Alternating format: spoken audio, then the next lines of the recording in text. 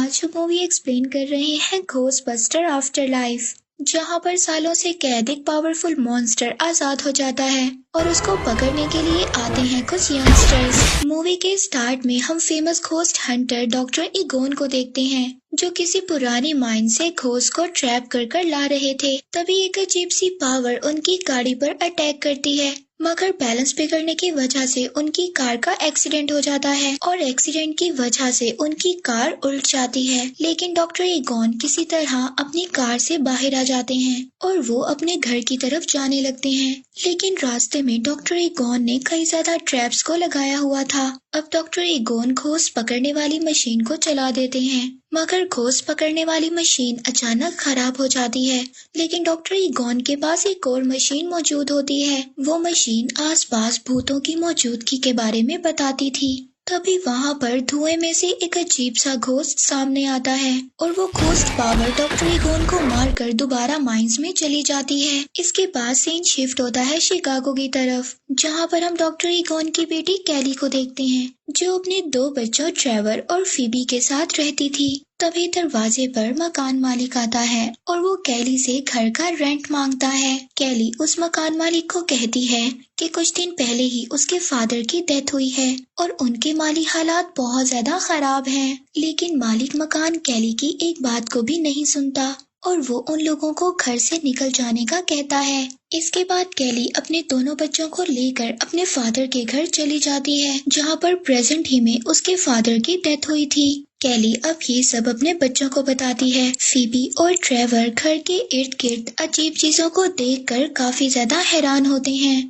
कैली अब उस घर के दरवाजे पर पहुंचती है, लेकिन कैली के पास कीज नहीं थी। अब कैली फीबी को दरवाजा खोलने के लिए कहती है। फीबी इन सब कामों में बहुत ज्यादा माहिर थी। फीबी आसानी से दरवाजा खोल लेती है। अब वो तीनों घर के अंदर आ जाते हैं। वो तीनों घर की चीजों को देख ही रहे होते हैं, तभी घर हिलने लगता है और वहाँ पर एक अर्थक्वेक आ जाता है। तभी वो तीनों एक टेबल के नीचे जाकर छुप जाते हैं। कैली अपने बच्चों से कहती है कि अब उन्हें इन अजीब चीजों के साथ रहने की आदत डालनी होगी, क्योंकि उन लोगों के पास अब कोई दूसरा घर नहीं है। तभी फीबी चेयर के नीचे देखती है कि वही घोस्ट का पता लगाने वाली मशीन थी। वो उसको उठा लेती है। तभी वहाँ पर डॉक्टर इगोन की पुरानी फ्रेंड आती है, जो कि घोस्टबस्टर टीम की असिस्टेंट थी। वो उनको बताती है कि विल में उनके नाम इस घर के अलावा और कुछ भी नहीं है। आगे वो लोग एक कैफे में जाते हैं, जहाँ पर ट्रेवर एक लड़की को देखता है।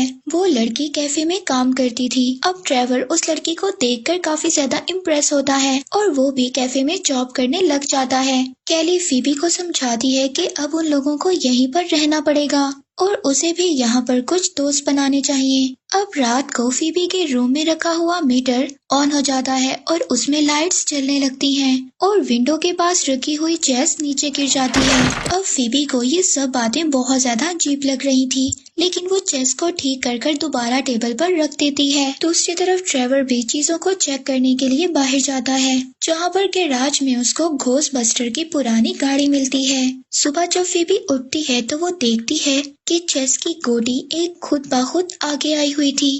अब फीबी को इस बात का एहसास होता है कि उनके अलावा इस घर में और भी कोई मौजूद है। फीबी चेस में अपनी चाल चल कर वहाँ से चली जाती है।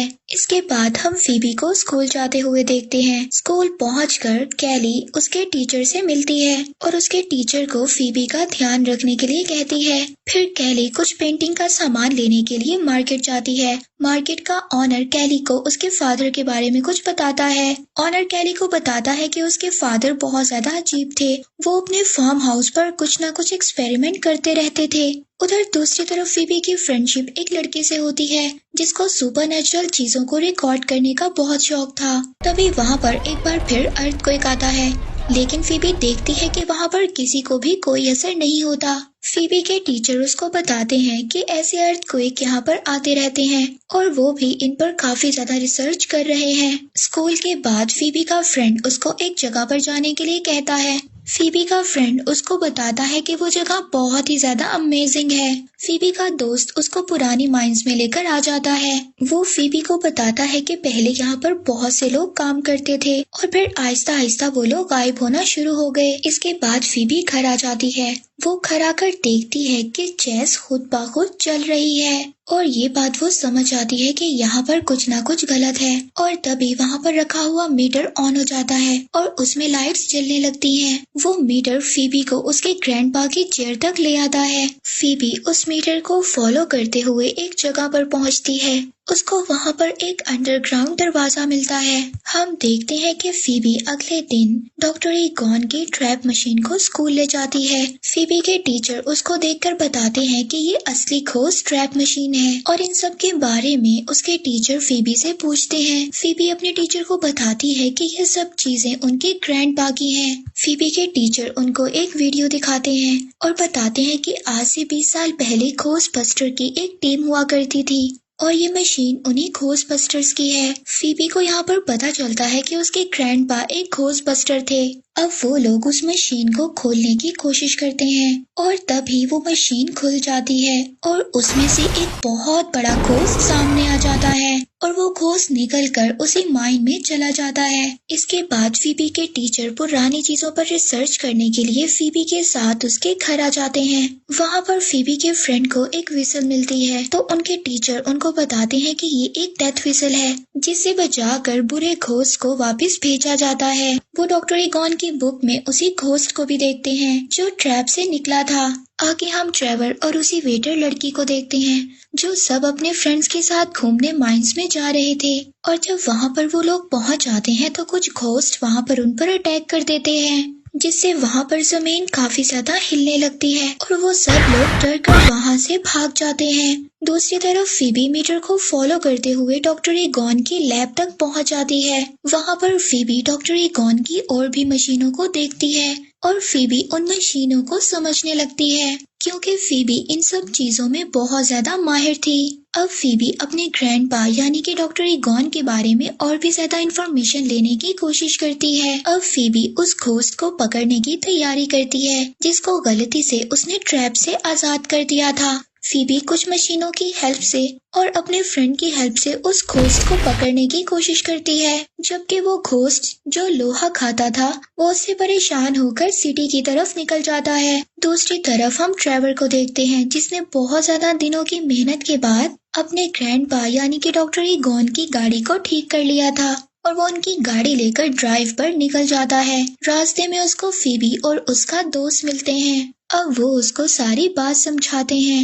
अब फीबी जब डॉक्टर ईगॉन की गाड़ी में बैठती है तो उसको वहाँ पर और भी ज्यादा गैजेट्स मिलते हैं। अब वो तीनों सिटी में निकल जाते हैं घोस्ट को पकड़ने के लिए। अब वो तीनों उस घोस्ट को पकड़ने में कामयाब हो जाते हैं जो घोस्ट लोहा खाता था, लेकिन उसको पकड़ने के दौरान उन तीनों ने सिटी की हालत को बहुत ज्यादा खराब कर दिया था जिसकी वजह से पुलिस उन तीनों को पकड़कर ले जाती है। अब फीबी अपनी मॉम को कॉल करने की बजाय अपने ग्रैंडपा यानी कि डॉक्टर ईगॉन के फ्रेंड को कॉल कर देती है।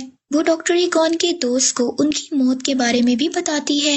डॉक्टर ईगॉन के दोस्त फीबी को बताते हैं डॉक्टर ईगॉन की डेथ तभी हो गई थी जब घोस्ट बस्टर टीम अलग हुई थी, लेकिन तभी टाइम खत्म हो जाता है और पुलिस वाले फीबी से फोन ले लेते हैं और तभी वहाँ पर कैली और फीबी के टीचर आ जाते हैं उन सबको छुड़वाने के लिए, लेकिन पुलिस डॉक्टर ईगॉन के सामान और गाड़ी को अपने पास ही रख लेती है। नेक्स्ट सीन में फीबी अपनी मॉम से पूछती है कि उन्होंने उसके ग्रैंडपा यानी कि डॉक्टर ईगॉन के बारे में सच क्यों नहीं बताया। कैली फीबी को बताती है कि उसके फादर इन कामों में आकर अपनी जिम्मेदारियों से भागना चाहते थे और ये सब बताने का कोई भी फायदा नहीं था। दूसरी तरफ फीबी के टीचर को छोटे छोटे घोस्ट नजर आते हैं जो कि मार्शमैलो से बने हुए थे। तभी वहाँ पर वो एक बहुत बड़ा मॉन्स्टर भी देखता है जो घोस्ट उन लोगों ने ट्रैप मशीन से आजाद कर दिया था। फीबी के टीचर उस घोस्ट मॉन्स्टर से भागने की बहुत ज्यादा कोशिश करते हैं लेकिन वो मॉन्स्टर उनकी गाड़ी के ऊपर आ जाता है। नेक्स्ट सीन में हम देखते हैं कि फीबी, ट्रेवर और उनके फ्रेंड्स माइन जाने का फैसला करते हैं। वो वहाँ जाकर इंफॉर्मेशन इकट्ठा करने लगते हैं। तभी वहाँ पर उनको एक ताबूत में एक बूढ़े आदमी की डेड बॉडी दिखाई देती है। तभी वो देखते हैं कि उस शर्डर माइंस की दीवारों पर कोई ना कोई तारीख लिखी हुई थी जिस दिन कोई ना कोई तबाही आई थी।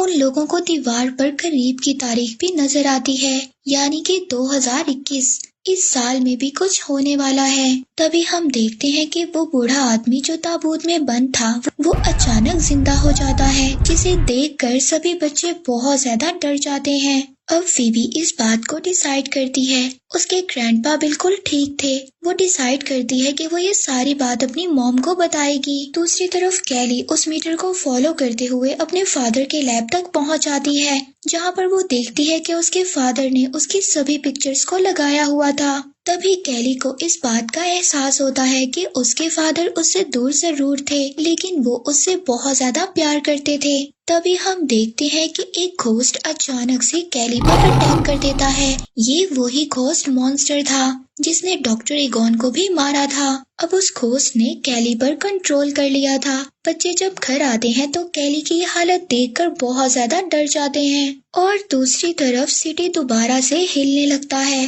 क्योंकि फीबी के टीचर पर भी घोस्ट ने कंट्रोल कर लिया था। फीबी के टीचर उन घोस्ट मशीनों को यूज करते हुए सिटी में तबाही मचा रहे थे, और कैली को भी जिस घोस्ट ने कंट्रोल किया था वो उसको अब माइंस में ले जाता है।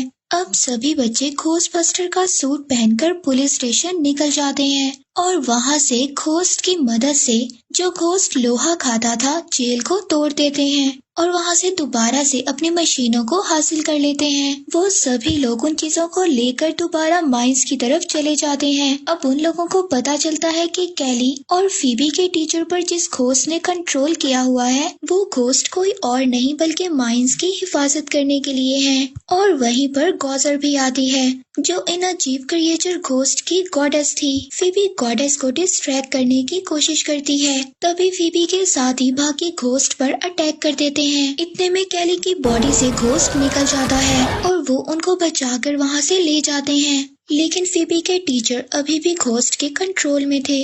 अब फीबी के टीचर और गॉडेस उनका पीछा करते हुए उनके घर तक आ जाते हैं। अब फीबी की मशीन घोस्ट गॉडेस के आगे हारने लगती है। इतने में हम देखते हैं कि घोस्टबस्टर की पुरानी टीम उनको बचाने के लिए वहां पर आ जाती है। ये वही लोग थे जो डॉक्टर ईगॉन के साथ काम करते थे।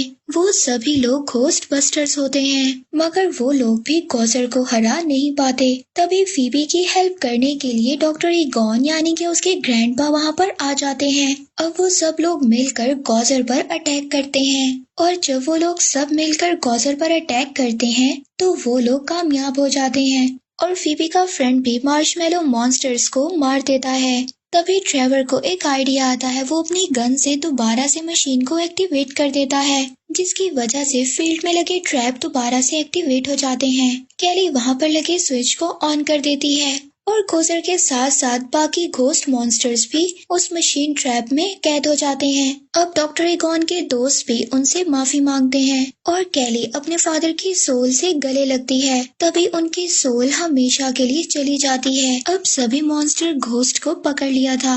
अब सिटी में कोई भी मॉन्स्टर घोस्ट नहीं था और हमें मूवी के लास्ट में दिखाया जाता है कि एक घोस्टबस्टर का मेंबर डॉक्टर ईगॉन की गाड़ी को अपने गोडाउन में ले आता है। तभी वहां पर लगा मीटर जलने लगता है और इसी के साथ ये मूवी यहीं पर एंड हो जाती है।